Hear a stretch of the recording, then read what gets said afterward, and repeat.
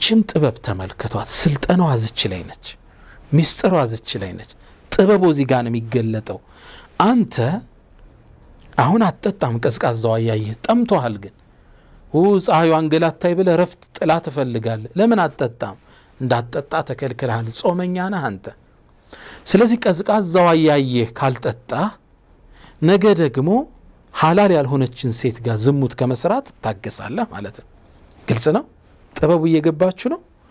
ቆንጆ ምግብ ፊት ለፊት ያያየ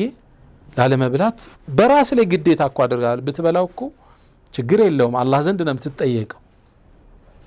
ግን አትበላውም ለምን ካልክ እንዳትበላ ታዛሃል መግሪብን ትጠብቃለህ አዛኑን ትጠብቃለህ ልክ ይሄን ነው እስልምና የሚያስተምረን ረመዳንም ውስጣችን የሚያሰርጸው ይሄን ጥበብ ነው ይሄን ጥበብ ነው ውስጣችን የሚከተው አንተ አሁን ውሃ ያየ ካልጠጣ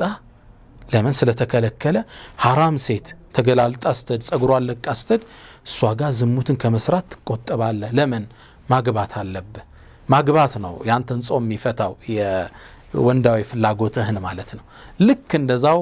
አዛን ሲል ውሃ እንደምትጠጣው በሐላል ካላገኘ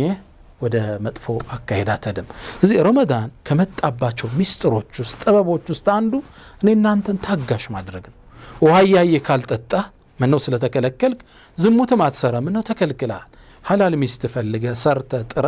ጥሩ ቤተሰብ መስርተ ትውልድ የምታመርትበትን ትክክለኛውን የፍቅር ማዕከል ትዳር ለመመስረት ትታገሳለህ